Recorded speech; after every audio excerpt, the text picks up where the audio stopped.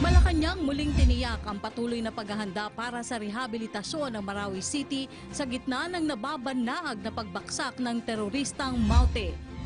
Nakararaming Pilipino nagpahayag ng pagnanais na ipagpatuloy ni Pangulong Rodrigo Duterte ang sinimulang kampanya kontra droga at kriminalidad sa panahon ng kanyang panunungkulan.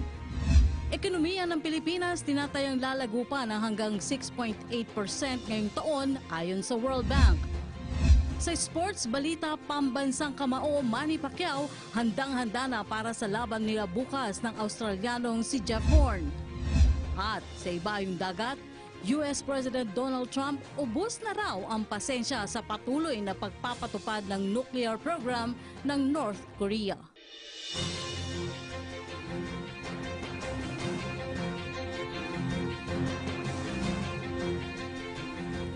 Magandang gabi Luzon, Visayas at Mindanao. Samahan niyo kami sa paghahatid ng mga balita kasama si Joseph Arafina at Ralph Ubina. Ito po ang PTV News.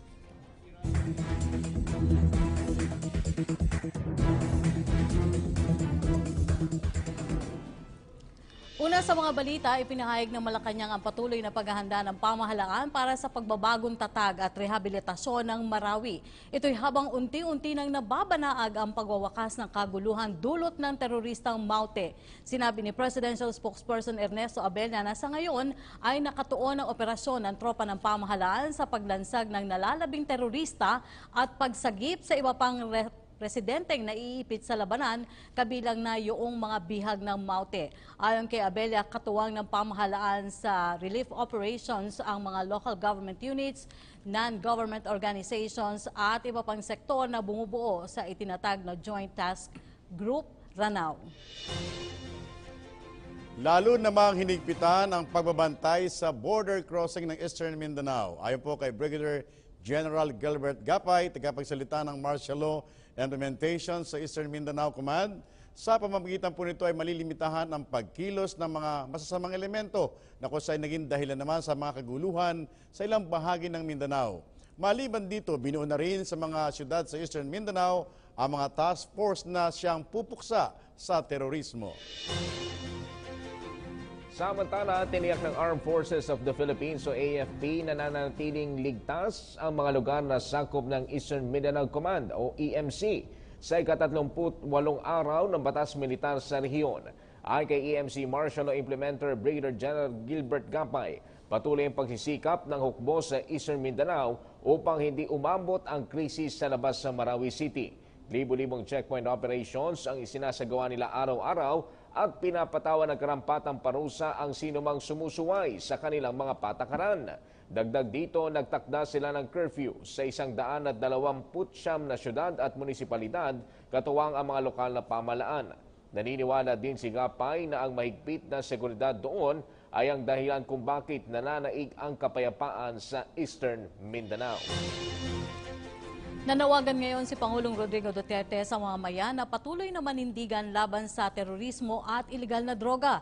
Ipinahayag ito ng Pangulo sa kanyang talumpati sa ika-50 anibersaryo ng pagkakatatag ng Davao del Norte sa Capitol Complex ng Tagum City. Binigyan diin ng Pangulo na hindi titigil ang gobyerno hanggang hindi nasusupil ang kahuli-hulihang terorista at mga nagpapakalat ng iligal na droga sa bansa na sumisira sa kinabukasan ng maraming mamamayan. Ito ang unang deklarasyon ng Pangulo sa unang araw ng ika-100 taon ng kanyang panunungkulan kaugnay ng kampanya ng kanyang administrasyon laban sa terorismo at iligal na droga.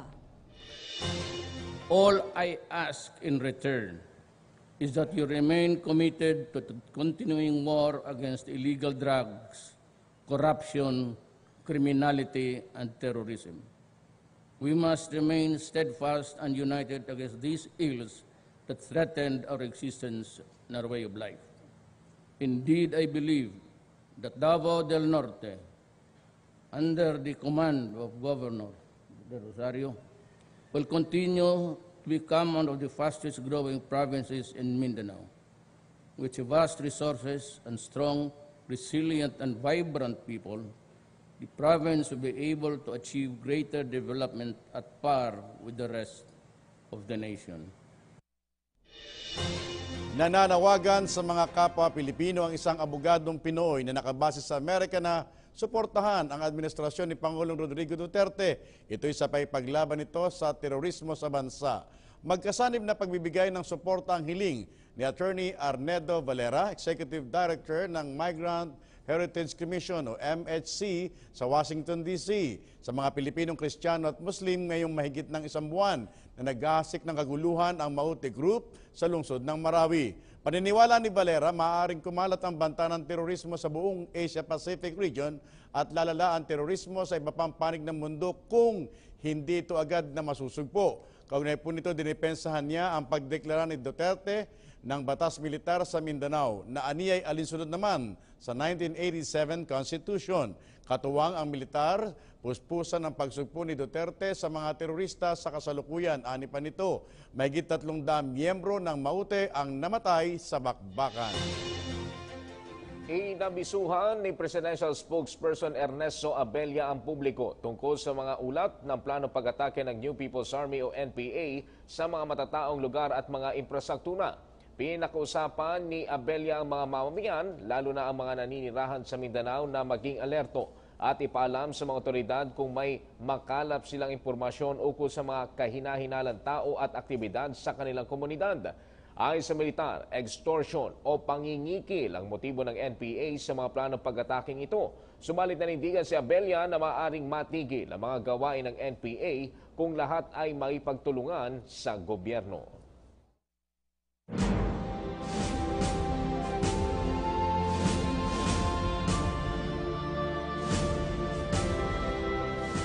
Umaasa ang maraming Pilipino na ipagpapatuloy ng administrasyon ang nasimula ng kampanya laban sa ilegal na droga at krimen sa bansa. Sa ikalawang taon ng kanyang pamumuno, ito ang hiling ng publiko sa Pangulo, si Alan Francisco sa report. Pagpapaigting sa pagsugpo sa krimen at ilegal na droga.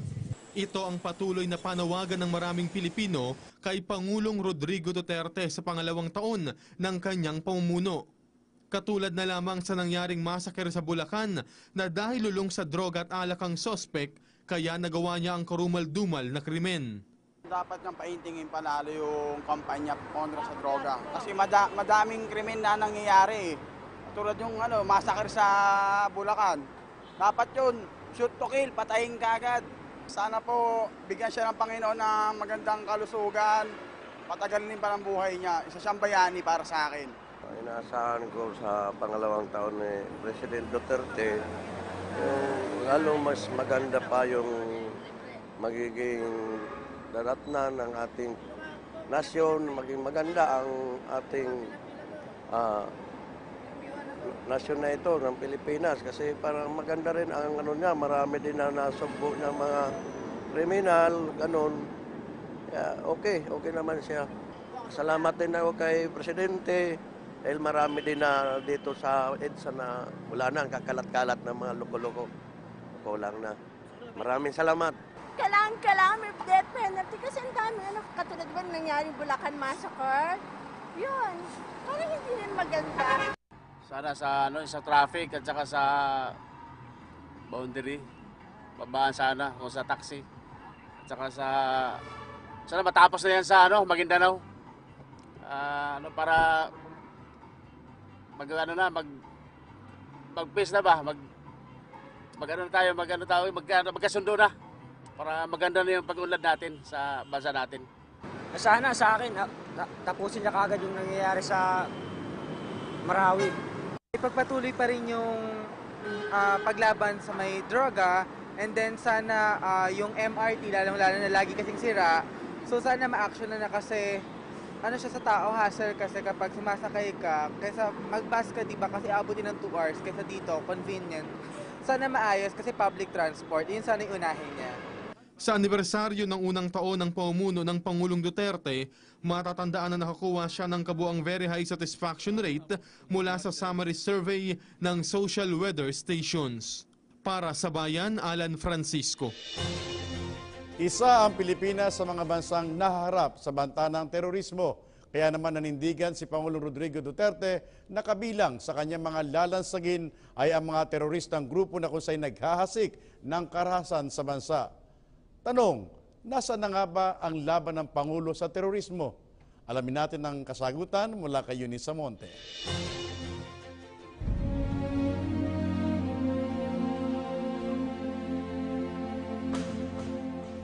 Isang improvised explosive device o IED ang ginamit sa pambobomba sa Rojas Night Market sa Davao City. Isang piracy incident ang naganap sa Zamboanga City kahapon kung saan 8 ang naitalang nasawi.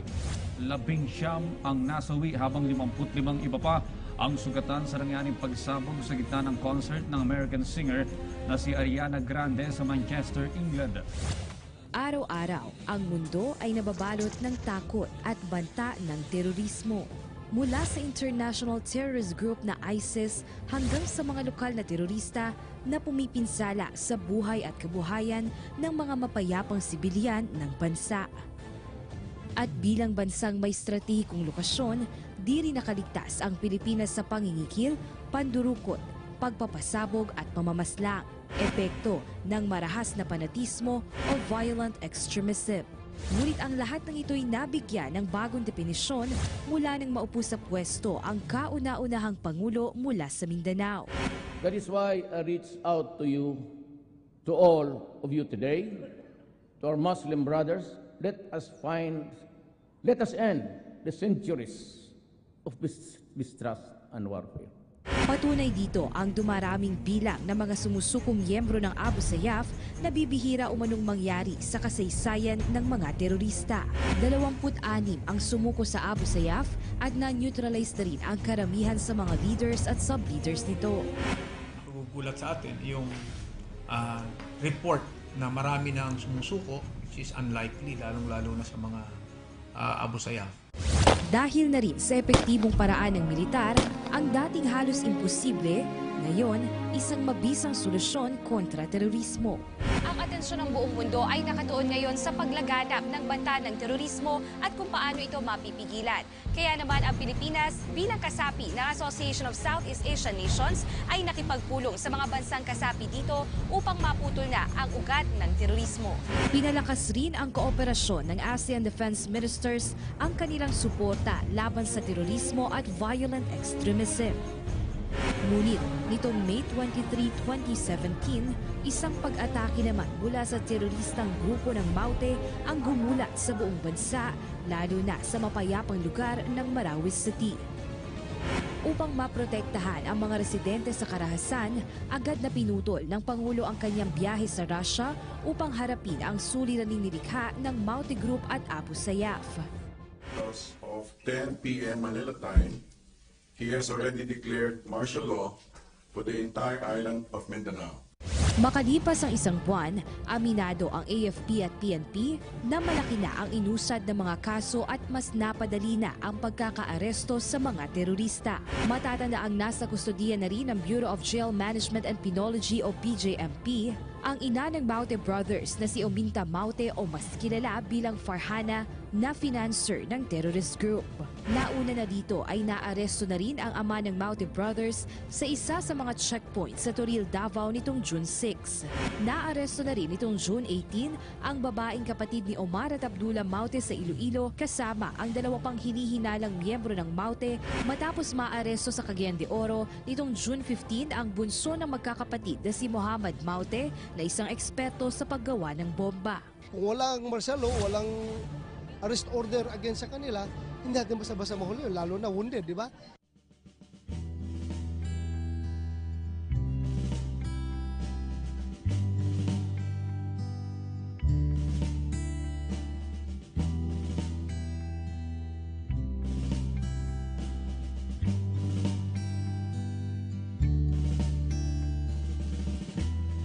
At para maibsan ang kanilang pakikipaglaban para sa bayan at sa lungkot na dulot ng gyera, binisita rin ng Pangulo ang bawat kampo ng militar at pinarangalan ang bawat sundalong nasusugatan at nasawi sa labanan.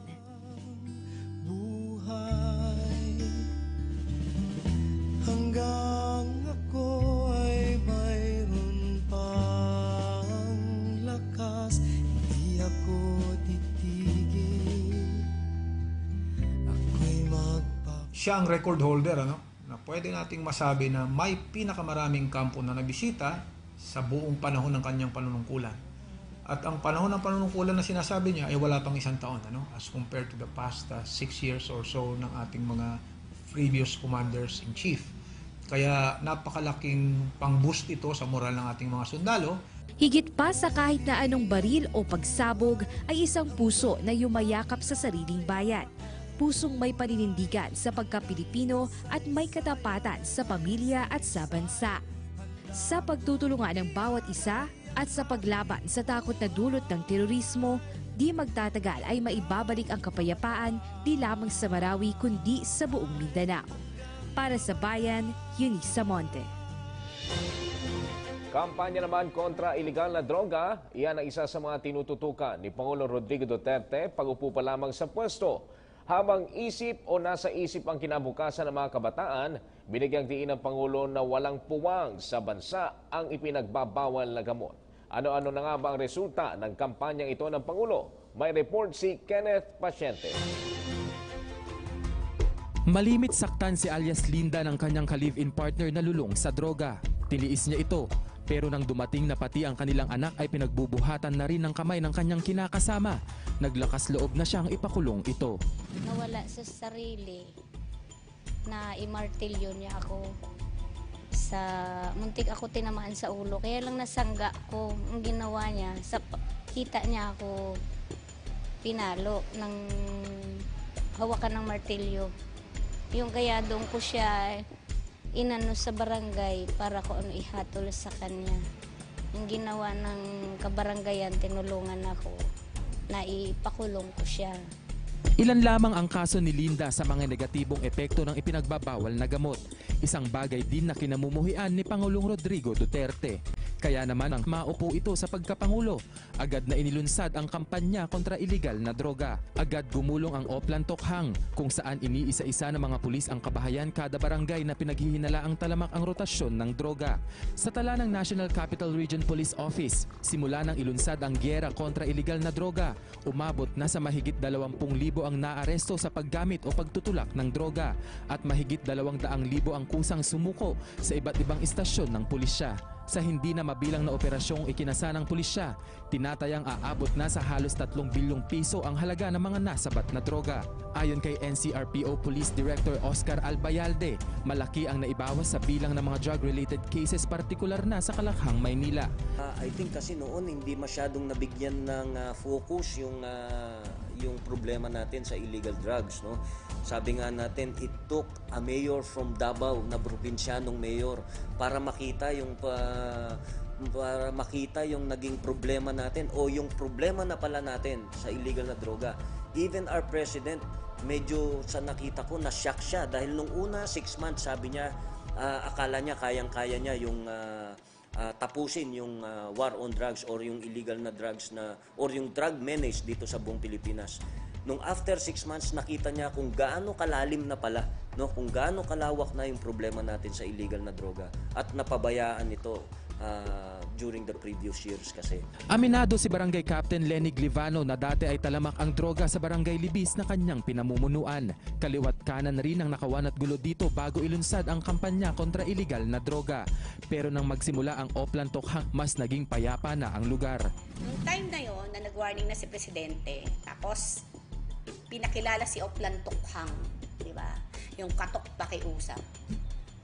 Bumaba na yung mga UCP, yung mga PNP, mga police, di ba? Nakipag-usap na, nakipag-coordinate na sa mga barangay. That time na-announce yan, hindi lang naman sa barangay level, pati sa media, di ba? Nationwide yan. Kaya yung mga maliliit na street pusher, mga user, natakot sila. Isa sa mga residente ng Libis at dating lulong sa droga si Mark, di niya tunay na pangalan. Simula noon, tila nawalan na ito ng direksyon sa buhay. Nahilig ito sa pagsusugal at may mga pagkakataon na pati ang kanyang sariling nanay ay pinagnanakawan niya para lang may pambili ng droga. Pero dahil sa paghinto niya sa paggamit ng iligal na droga, bumuti na ang kanyang buhay. Nakapaghanap siya ng maayos na trabaho at naayos niya ang kanyang relasyon sa kanyang mga anak at asawa na dati ay nagkaroon ng lamat dahil sa ipinagbabawal na gamot. Para ipakita namin na ganito kami ngayon, hindi na dati na pasaway sa barangay, hindi mo pwedeng kausapin. Ngayon, talagang kakausapin ka ng mga kabataan dito. Samantala, bumaba rin ng 38% ang bilang ng mga krimen sa Quezon City sa loob lamang ng 11 buwan.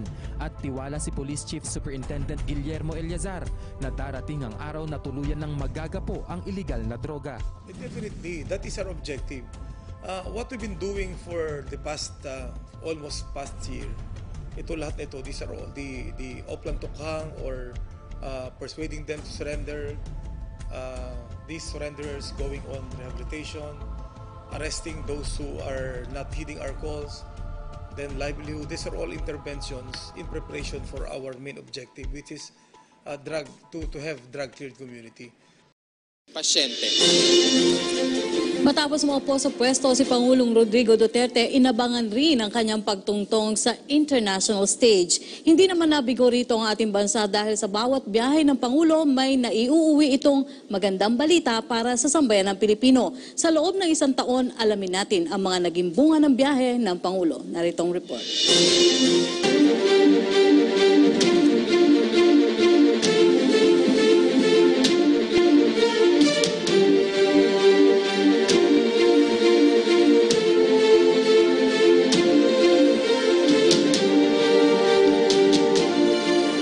Isang foreign trip sa may 18 bansa ang ginawa ni Pangulong Rodrigo Duterte sa loob ng 1 taon matapos maupo sa pwesto. Bahagi ito ng diplomatic obligation ng Pangulo bilang isang pinuno ng bansa na naglalayong palakasin ang ugnayan at tulungan sa iba pang mga bansa sa mundo. Kabilang na dito ang introductory visit na ginawa ng Pangulo sa mga bansang kasapi ng Association of Southeast Asian Nations o ASEAN. Our task really is to create trabaho at negosyo. Employment and entrepreneurship. Trabaho, we promote industries, increase manufacturing, services companies so that they will be able to employ more, provide decent jobs. Unang nagpakilala sa kauna-unahang international engagement na dinaluhan nito ang ASEAN na idinaos sa Vientiane, Laos. Mainit ang naging pagtanggap ng iba pang mga leader sa Pangulo. Tagumpay ang unang pagharap nito sa international arena kung saan inihalintulad ang popularidad sa isang rockstar. Dito rin una nagkaharap ang Pangulo at dating US President Barack Obama matapos ang naging maanghang na salita ng Pangulo sa leader ng Amerika dahil sa umano'y pakikialam sa anti-drug war ng Administrasyon Duterte. Dito rin nakilala ang katatagan ng Pangulo na pairali ng independent foreign policy ng Pilipinas. Like we promised, this is the beginning of a series of a rollout of assessments, of snapshots of what we have, basically of the fulfillment of the President's promise. Number one, to lay the foundations for a comfortable life for all. And it's based on prosperity, law and order, and peace. Sa bawat biyahe, ipinakikilala ni Pangulong Duterte ang magandang galaw na ekonomiya ng Pilipinas sa ilalim ng Dutertenomics. Mahigit 35 bilyon dolyar ang naging bunga ng biyahe ng Pangulo mula sa China, Japan at Russia, kasama na ang gitnang silangan, ang Saudi Arabia, Bahrain at Qatar. Sa unang pagkakataon matapos ang 6 na taon, nagbalik ang magandang relasyon ng Pilipinas sa China sa harap na rin ang patuluyang usapin ng agawan ng teritoryo sa South China Sea. Habang nananatiling matibay na kalyado ng Pilipinas ang Japan sa larangan ng depensa at ekonomiya. Bagamat napaikli ang biyahe sa Russia, nagkasundo naman sila ni President Vladimir Putin na palakasin ang trade and investment at ang tulungan para labanan ng terorismo, partikular na ang ISIS. Bumuhos rin ang tulungan sa kanyang biyahe sa gitnang silangan. We continue to promote investments. There's a 25% jump from January to May of 2017 versus same period last year. In terms of FDI, if I remember the numbers right, there's a 17% jump or 11% jump to 1 billion in the first 2 months of 2017 in terms of foreign direct investments. Mahigpit ang posisyon ni Pangulong Rodrigo Duterte na tiyakin nitong makapag-uuwi ng magandang benepisyo para sa mga Pilipino at walang masasayang na pondo ng bayan sa mga biyahe nito. Para sa bayan, Rocky Ignacio. Hindi naman interesado si Pangulong Rodrigo Duterte sa anumang rating o grado kaugnay ng kanyang 1 taong panunungkulan. Ayon sa Pangulo, baliwala sa kanya kung mabigyan man siya ng gradong good, very good, excellent o very poor. Binigyang diin ng Pangulo na mas pagtutuunan niya ng pansin ang kanyang trabaho sa abot ng kanyang makakaya. Sa uli humingi naman ng paumanhin ng Pangulo kung mayroong mga hindi nasisiyahan sa kanyang pamumuno. Dinipensahan ni House Speaker Pantaleon Alvarez si Pangulong Rodrigo Duterte hinggil sa pagbatikos ng mga kritiko ng punong ehekutibo sa unang taong panunungkulan nito. Ayon kay Alvarez, kung siya ang tatanungin ay bibigyan niya ng very good rating ang Pangulong Duterte dahil umano sa pagiging maagap at masigasig nito sa pamumuno. Kasabay nito pinayuhan ni Alvarez ang Pangulo na huwag na lamang pansinin ang mga bumabatikos dito. Sa halip, hinimok nito ang Pangulo na ipagpatuloy lamang ang pamumuno sa bansa sa direksyong itinatakda nito magmula ng maupo sa pwesto. Kinontra ni Presidential Spokesperson Ernesto Abella ang pahayag ni Senator Risa Hontiveros na puno ng umano'y pangbabastos sa kababaihan ang unang taon ni Pangulong Rodrigo Duterte sa Malacanang. Ayon kay Abella, mula sa pagiging alkalde ng Davao City ay marami ng batas na naipasa si Duterte para sa kalusugan at kaligtasan ng kababaihan. Ilan lamang sa kanyang mga programa ang Women's Code na ipinasa noong 1997 upang tiyakin na bawat miyembro ng lungsod ay may partisipasyon sa komunidad at ang Council for Women na nagbabantay naman ng mga ulat ng karahasan laban sa kababaihan.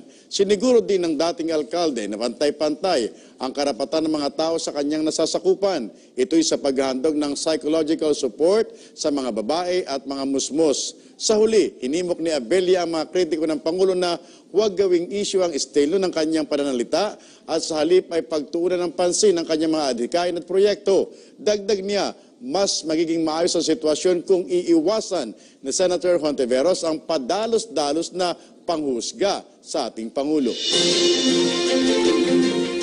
Amnesty program ng Saudi Arabia, pinalawig at panibagong batch ng mga OFWs mula Jeddah nakauwi na sa bansa. Malacanang nanindigang hindi ko kumprontahin ang China sa pagtatayo ng missile shelters at radar sa Spratlys. Ang detalye sa pagbabalik ng PTV News.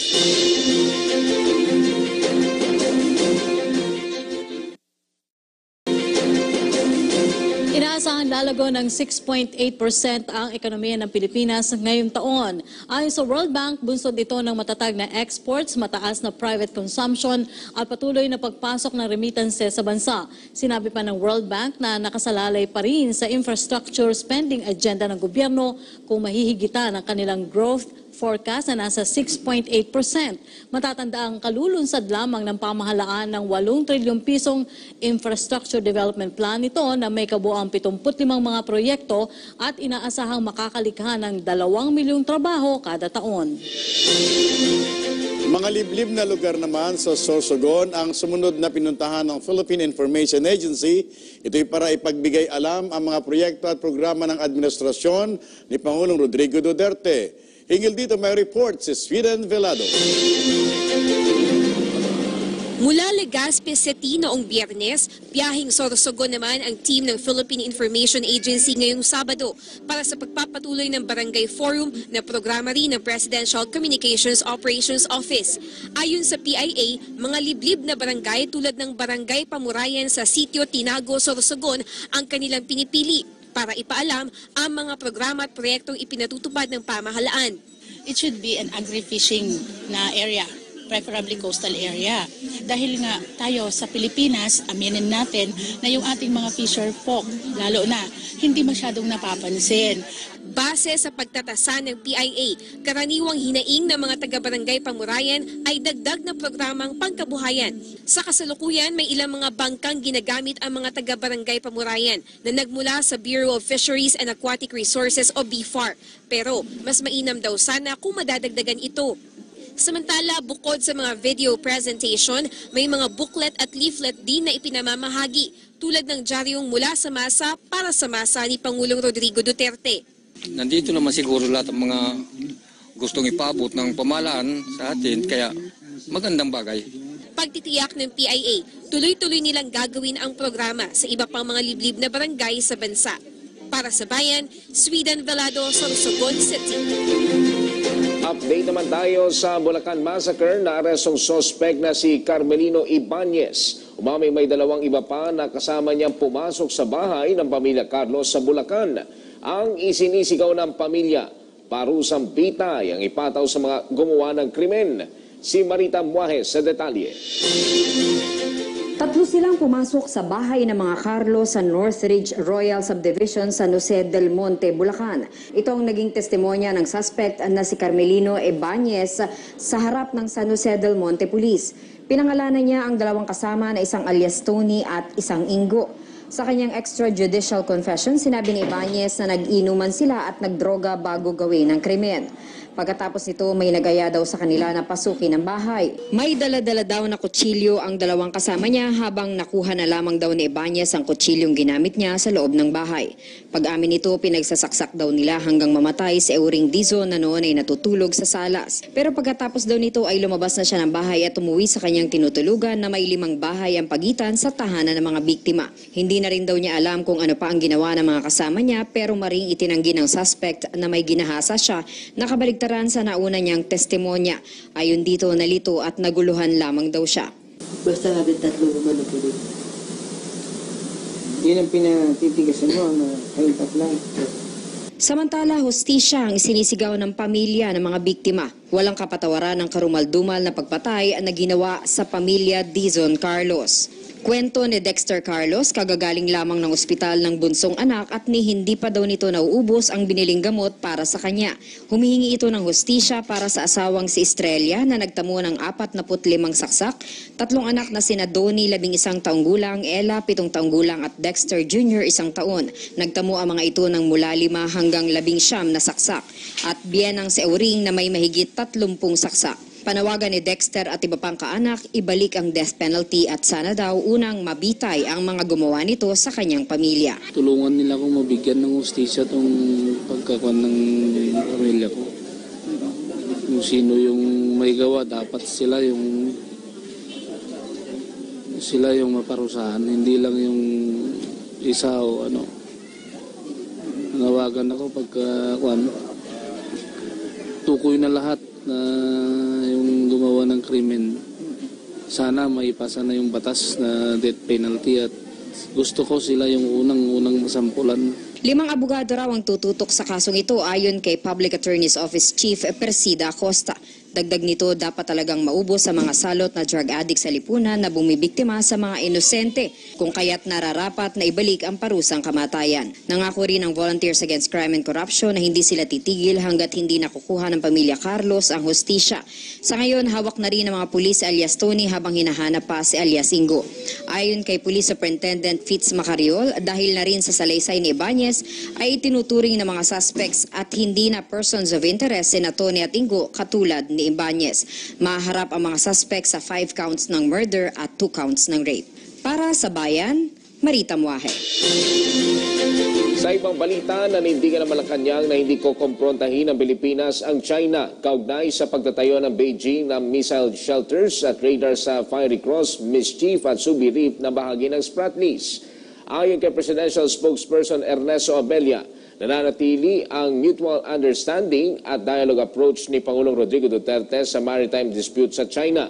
Binigyang diin pa ni Abella na interesado ang Pangulong Duterte na kausapin ng China, ngunit hindi pa niya napapanahon upang maging combative ang approach ng Pilipinas kaugnay ng posisyon sa arbitral ruling. Pinalawig pa ng gobyerno ng Saudi Arabia ang amnesty program nito para sa dayuhang iligal na nagtatrabaho sa kanilang bansa. Batay sa ulat ng Labor Attaché to Riyadh, Labat na Sir Mustafa, hindi muna magpapatupad ng crackdown ng Saudi government sa mga dayuhang walang dokumento. Ikinatuwa naman ng Department of Labor and Employment ang naturang magandang balita kung saan 1 buwan pang palalawigin ang amnesty period sa Saudi. Matatandaang 70 araw ang naunang ibinigay na amnestiya ng Saudi Arabia undocumented foreign workers na nagtapos ngayong linggo. Samantala, 101 Pilipino ang umuwi ng Pilipinas kaninang umaga galing ng Jeddah, Saudi Arabia. Bahagi pa rin po ito ng programang Nation Without Violation ng Saudi government.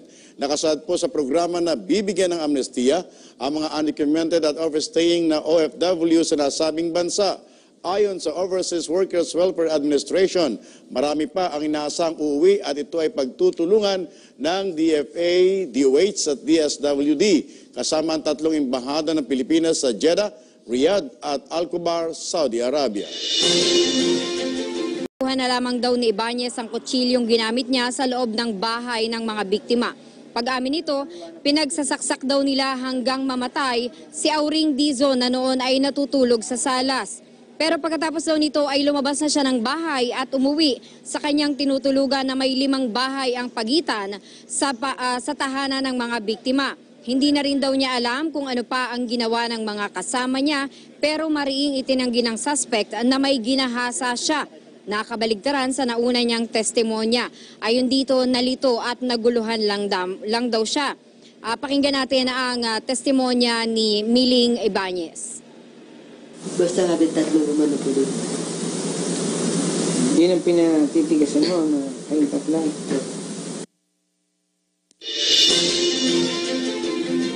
Samantala, hustisya ang isinisigaw ng pamilya ng mga biktima. Walang kapatawaran ang karumal-dumal na pagpatay na ginawa sa pamilya Dizon Carlos. Kwento ni Dexter Carlos, kagagaling lamang ng ospital ng bunsong anak at hindi pa daw nito nauubos ang biniling gamot para sa kanya.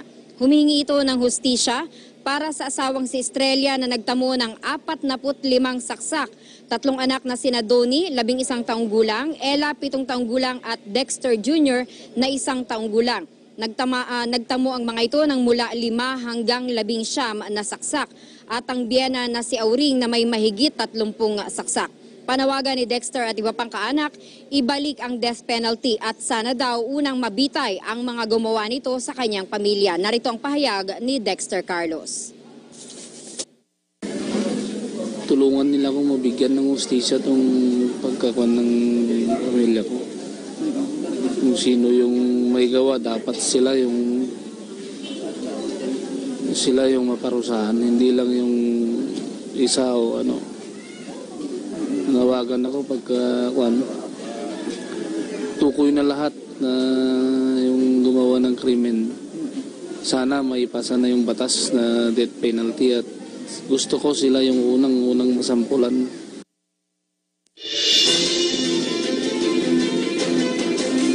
Limang abogado raw ang tututok sa kasong ito ayon kay Public Attorney's Office Chief Persida Acosta. Dagdag nito, dapat talagang maubos ang mga salot na drug addict sa lipunan na bumibiktima sa mga inosente kung kaya't nararapat na ibalik ang parusang kamatayan. Nangako rin ang Volunteers Against Crime and Corruption na hindi sila titigil hanggat hindi nakukuha ng pamilya Carlos ang hustisya. Sa ngayon, hawak na rin ng mga pulis si alias Tony habang hinahanap pa si alias Ingo. Ayon kay Police Superintendent Fitz Macariol, dahil na rin sa salaysay ni Ibanez ay tinuturing ng mga suspect at hindi na persons of interest sina Tony at Ingo katulad ni Ibanez. Maharap ang mga suspect sa 5 counts of murder at 2 counts of rape. Yan na muna ang pinakahuling detalye o pinakahuling update mula dito sa San Jose del Monte, Bulacan para sa Bayan, Marita Muahe. Maraming salamat Marita Buahe sa Mantala paglilinis.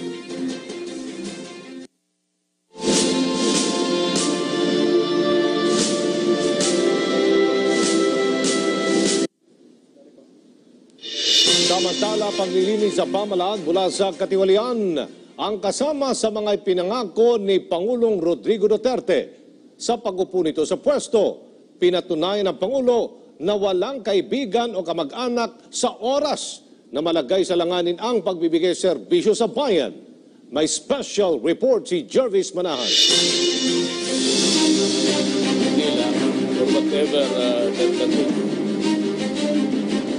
Bago pa maupo sa pwesto noong June 30, 2016, matapang na ang mga pahayag ni Pangulong Duterte na lilinisin niya ang pamahalaan mula sa korupsyon. Kaya naman sa loob ng unang taon ng kanyang panunungkulan, nagtatagumpay ba ang kampanya niya laban sa katiwalian? Kung ang Volunteers Against Crime and Corruption o VACC naman ang tatanungin, ang sagot ay oo. Napakaseryoso nitong itong gobyerno na to, na talagang pag may ginawa ka, may paglalagyan ka. So hindi ko naman sinasabi na guilty yung mga natanggal, but basta masyadong nakikita natin dito yung political will ni Presidente. No matter kung sino ka, doesn't matter yung mga personalities. So napakaganda, no? Sa kanyang inauguration speech sa Malacanang, Isa sa mga unang binanggit ng Pangulo ang paglaban sa katiwalian. There are many amongst us who advance the assessment that the problems that bedevil our country today, which need to be addressed with urgency, are corruption, both in the high and low echelons of government, erosion of faith and trust in government. That is the real problem that confronts us. Resulting therefrom, I see the erosion of the people's trust in our country's leaders. Inulit at pinagtibay pa niya ang kanyang pangako nang humarap sa sambayanan sa kanyang unang State of the Nation address o SONA noong Hulyo. Let me say clearly that those who betrayed the people's trust shall not go unpunished, and they will have their day in court. And if the evidence warrants, they will have their day of reckoning too. Naging patunay dito ang pagsibak niya kahit sa mga pinakamatatalik na kaibigan na nadudungisan ng pangalan ng katiwalian. Una na sa kanila ang dating kalihim ng Department of Interior and Local Government o DILG na si Ismael Sueno. April 3 nitong taon ang tanggalin si Sueno matapos lumutang ang mga aligasyon na nagpapayaman siya sa pwesto. 3 undersecretary ng DILG ang umano'y nasa likod ng pagpapatalsik sa kanya. Nauna na ding itinanggi ni Sueno ang mga aligasyon. Bago yan itong Marso, nagbitiw naman sa pwesto si Peter Lavinia ng National Irrigation Administration o NIA. Nagsilbi si Lavinia na spokesperson ng Pangulo noong nangangampanya pa lamang siya. Katiwalian din ang itinuturong dahilan kung bakit siya umalis. Ang isa pang isyong sumubok sa anti-corruption policies ng pamahalaan ay ang umano'y panunuhol ng gambling tycoon na si Jack Lam sa 2 opisyal ng Bureau of Immigration. Ito'y para palusutin umano ang mga Chinese nationals na nagtatrabaho sa kasino na walang kaukulang permit. Ipinahuli na ng Pangulo si Jack Lam para sa bribery at economic sabotage. Pero sa pag-aaral ng Transparency International, bumaba ang ranggo ng Pilipinas sa 2016 Corruption Index. Mula sa number 95, naging 101 na tayo. Para sa marami, korupsyon ang pinakamalaking problema ng bansa. Kaya naman zero tolerance daw ang administrasyon laban dito. He is sending a very strong message sa mga public servants, especially mga appointees niya, na mag-iingat kayo, don't ever engage sa mga corruptions in any form. Ano naman kaya ang grado ng mga Pinoy sa mga ginagawa ng Duterte administration para labanan ito? 8, pwede na yan. Kasi number 1 kasi yung droga talaga pero issue naman talaga Mga 9 kasi okay naman yung panunungkulan niya. 9. Kasi lalo na ngayon sa mga project na ginagawa nila, mas napapabilis yung pagtapos sa mga project kaya nagiging maayos po. Matagal nang lugmok ang bansa sa korupsyon, illegal na transaksyon, mga bayaran at pangungulimbat ng mga opisyal sa kaban ng bayan. Sa unang taon pa lamang ng Duterte administration, umabanti na ang laban sa katiwalian. At sa susunod na 5 taon, mas titindi pa daw ito para mas malinis ang pamahalaan. Para sa bayan, Jervis Manahan. Kilala si Pangulong Rodrigo Roa Duterte sa pagiging malapit sa masa. Kaya naman naging prioridad ng Pangulo na marinig ang boses ng taong bayan at matugunan ang kanilang mga pangangailangan. Dahil dyan, inilunsad ang 8888 hotline kung saan pwedeng isumbong ang inaing o reklamo sa 5 ahensya ng pamahalaan. Ma-report si Pauline Recuerdo. Medyo mabagal. Minsan po kasi magka-cut off na po sila, ganun. So tomorrow na lang. 1 day lang, 2,500 ibibigay mo. Lisensya mo, makukuha mo na ngayon. Ito ang kadalasang karanasan ng publiko sa pagkuha ng mga dokumento at serbisyo mula sa mga ahensya ng pamahalaan. Kaya naman ilang buwan mula nang maupo sa pwesto, inilunsad ng Pangulo ang Hotline 8888, ang numerong pwedeng tawagan ng ating mga kababayan para i-report ang mga reklamo at hinaing sa serbisyo ng mga government agency. Mula nang ilunsad ito noong nakarang taon, mahigit 147,000 tawag na ang natatanggap ng Hotline 8888. 45 call center agents ang handang tumanggap ng mga reklamo 24 oras. Ang number 1 na complaint ay yung slow process, mabagal na aksyon.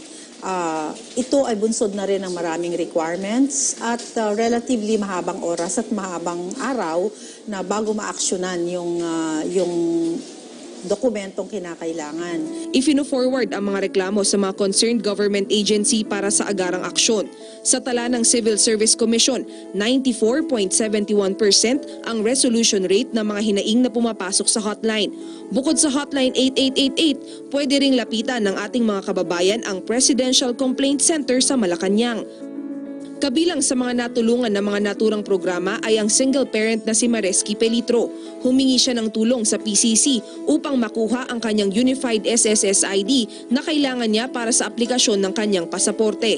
Kasi ang sabi naman ng Presidente, di ba, kung mayroong kailangan ng isang tao, hindi na dapat pabalik-balikin pa kung andyan na.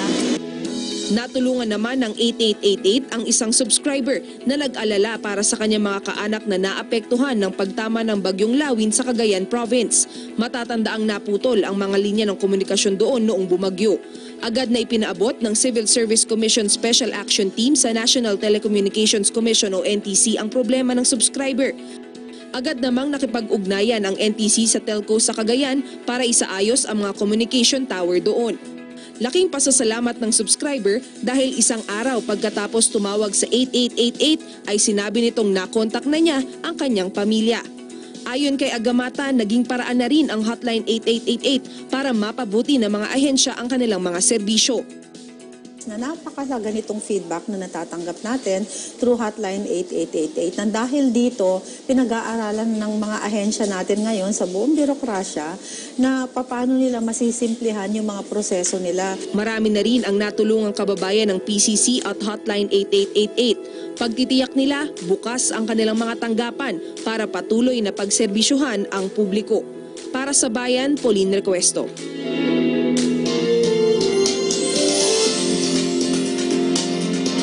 Gabi na ito na ang PTV Info Weather. Panibagong sirkulasyon patuloy minomonitor ng Pag-asa. Sasalubong ang isang maulang-unang weekend ng Hunyo. Base sa latest Himawari satellite na ispatan, ang isang namumuong sama ng panahon o low pressure area o nasa labas nga ito ng Philippine Area of Responsibility. Nasa 1 kilometers ang layo nito mula sa silangang parte ng Visayas at ayon sa Pag-asa, papasok o papalapit yan sa bansa.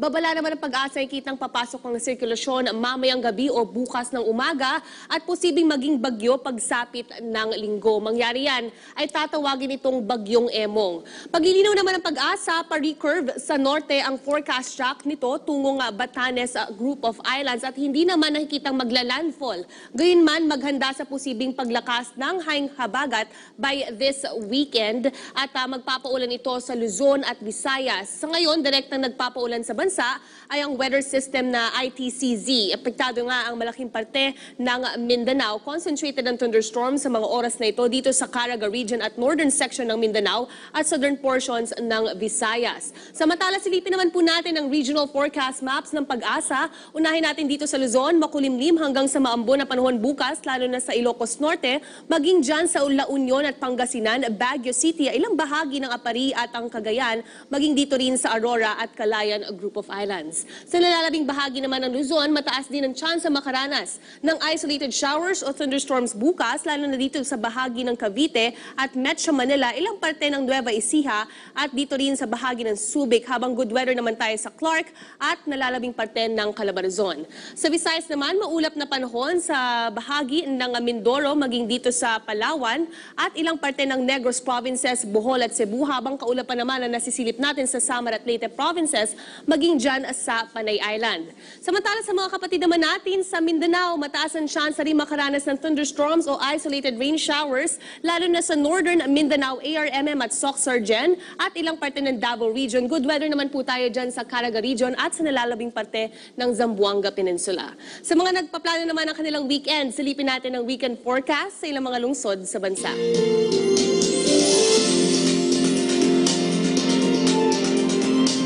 Yun muna ang latest mula rito sa PTV Info Weather. Para sa Bayan, Ice Martinez.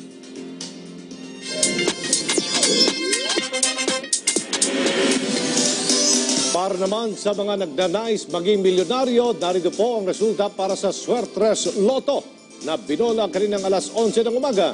Ang winning numbers ay 502, Ang winning numbers naman para sa Suertres Lotto Draw kaninang alas 4 ng hapon ay 586. Para naman sa EZ2 Lotto Draw kaninang alas 11 ng umaga, ang winning numbers ay 27-5. Ang resulta naman ng EZ2 Lotto Draw kaninang alas 4 ng hapon ay 421. May pagkakataon pa para tumaya sa pinakamalapit na Lotto outlet sa inyong lugar.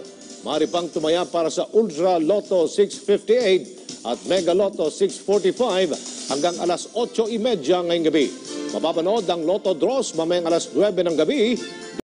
Metro Manila, tiniyak ng Metropolitan Manila Development Authority o MMDA na luluwag na ang daloy ng trapiko. Kaya panawagan ng ahensya, habaan pa ang pasensya dahil unti-unti nang nagbabago ang sistema sa Administrasyong Duterte. Si Juliet Carangyan sa report.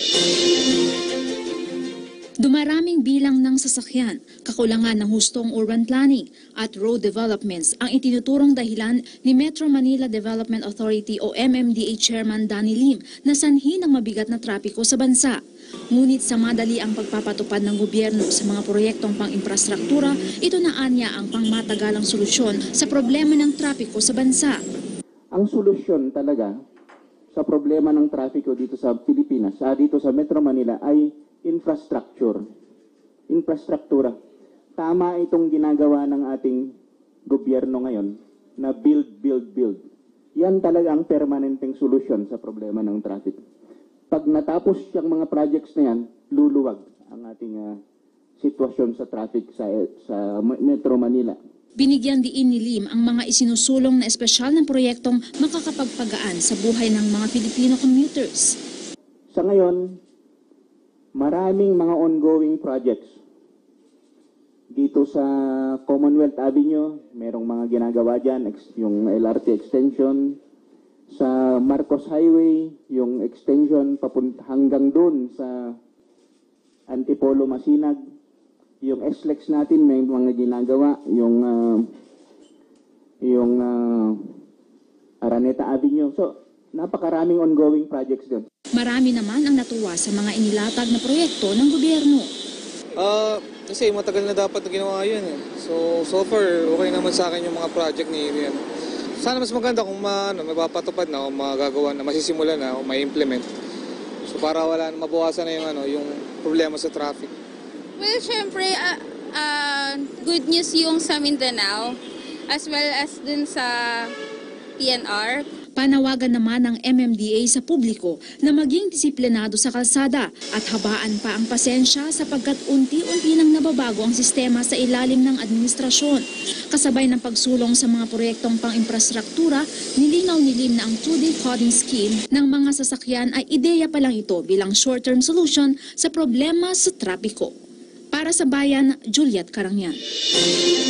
Magsasagawa ng voter education campaign ng National Youth Commission para gabayan ang mga kabataan hinggil sa kahalagahan ng tamang pagboto at pagpili ng leader para sa darating na barangay at SK elections. May report si Pauline Request.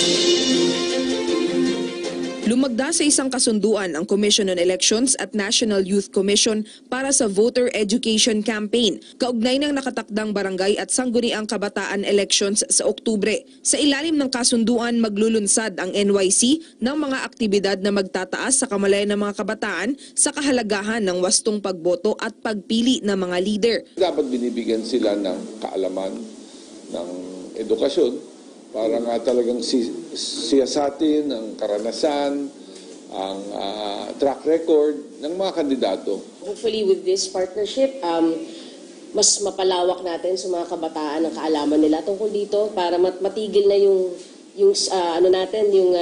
cycle na yon ng pagboto ng basta lang kasi kilala natin. Bukod sa voter education, maglalabas din ng NYC ng module para sa mga mahahalal na opisyal ng SK. Tiwala naman si Bautista na malaki ang maitutulong ng nasabing hakbang para mahikayat ang mga kabataan na bumoto at lumahok sa eleksyon.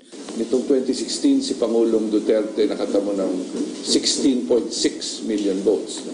Pero pag tinitignan niyo yung voter demographic, yung dami po ng kabataan ay about 21 to 22 million. Kung kaya't kabataan lang, pwede na talagang maghalal ng kahit na sino. Sa tala ng COMELEC, nasa 21 milyong kabataan ang nagparehistro para makaboto sa SK elections. Samantala, muling nanindigan si Seguera na tutol ang NYC sa muling pagpapaliban ng SK elections, lalo pat nagsisilbi umano ang SK bilang boses ng mga kabataan. Matagal na walang youth representation, kaya it's about time na magka-SK. Para sa Bayan, Pauline Recuesto. Mas paaagahin pa ng Light Rail Transit Authority o LRTA ang biyahe ng LRT2 simula sa Lunes po ito. Kumpara sa dating alas 5 ng umaga, magiging alas 4:30 na ang oras ng first trip ng LRTA2 o LRT2 mula sa Recto at Santolan stations dito. Kamakailan po ay in-adjust din ng schedule ng LRT1 alisunod naman sa oras ng pag-alis ng unang tren sa Metro Rail Transit Line 3 o MRT3. Ang pagbabagong ito po ay para sa kagiginhawa ng 800,000 sumasakay sa LRT1 at 2 araw-araw.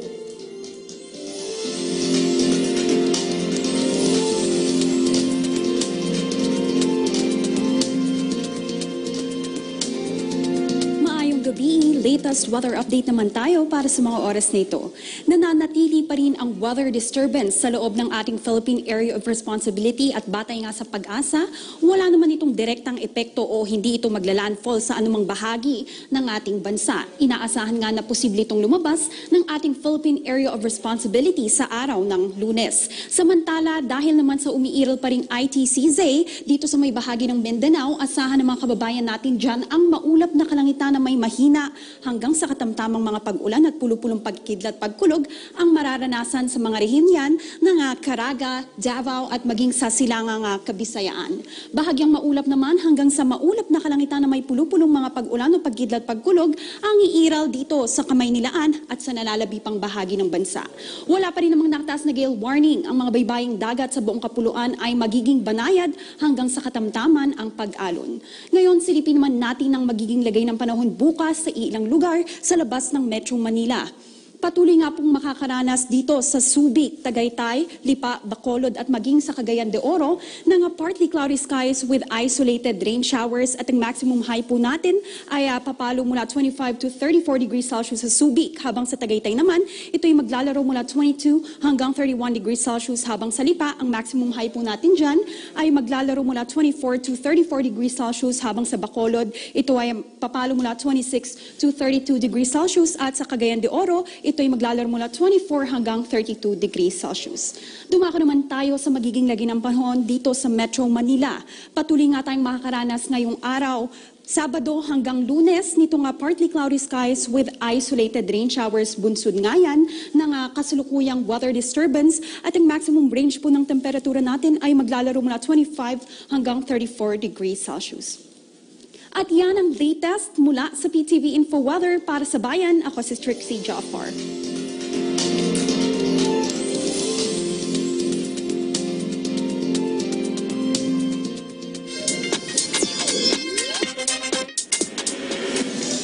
At para naman sa mga nagnanais maging milyonaryo, magsadya na sa pinakamalapit na Lotto outlet sa inyong lugar. Tandaan, Grand Lotto 655 at Lotto 642 ang draw ngayong gabi.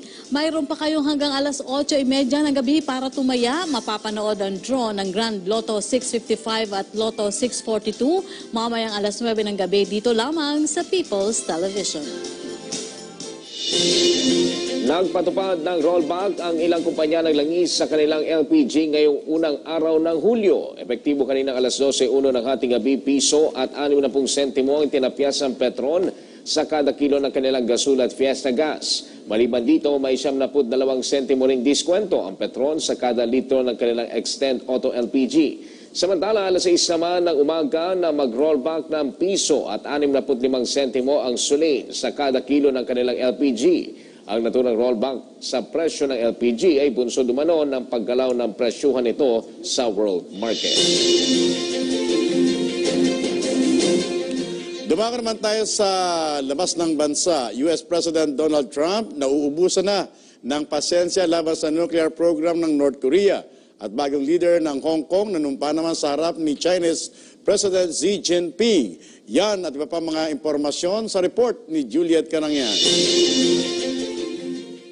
Nauubusan na ng pasensya ang Amerika sa North Korea. Ito ang naging pahayag ni US President Donald Trump sa pakikipagkita kay South Korean President Moon Jae-in sa White House. Nagpahayag si Trump na determinadong tugunan ng Amerika ang nuclear at missile program ng Pyongyang. It was also an opportunity for us to reconfirm the fact that the United States and Korea are walking together on the same path towards a great alliance. Magkaiba ang estratehiya ng dalawang lider kung paano i-pressure ang North Korea laban sa kanilang weapon programs. Pero nitong Biyernes, nagkaisa ang dalawa sa pagdepensa laban sa North Korea. Nanumpa bilang bagong leader ng Hong Kong si Carrie Lam sa harap ni Chinese President Xi Jinping kasabay ng paggunita sa ika-20 anibersaryo ng Hong Kong mula nang ipasakamay ng British sa China ang pamamahala noong July 1, 1997. Ang bagong punong ehekutibo ay maninilbihan sa Hong Kong at China. Nagpakalat naman ng daan-daang pulis matapos magprotesta ang pro-democracy activists at pro-Beijing groups. Sa 3 araw na pagbisita ng Chinese leader, nagpatupad ng mahigpit na seguridad, bunsod na rin ng maprotesta at panawagan para sa political reforms. Aprobado na ng United Nations ang $600 million na budget cut para sa UN peacekeepers. Kasunod ito ng pag-pressure ng Amerika na bawasan ang pondo ng United Nations. Kaugnay nito na pagbotohan na ibaba sa $600 million mula sa dating $8 billion na taunang budget nito. Sinusuportahan ng UN peacekeeping ang mahigit 100 sundalo, pulis at sibilyan mula sa 16 na misyon nito. Subalit may mga kritisismo na hindi disiplinado ang UN peacekeepers na nagre-resulta ng bigong pagbigay ng proteksyon sa mga sibilyan. Ang Estados Unidos ang may pinakamalaking donor sa UN na umaabot sa $611 million.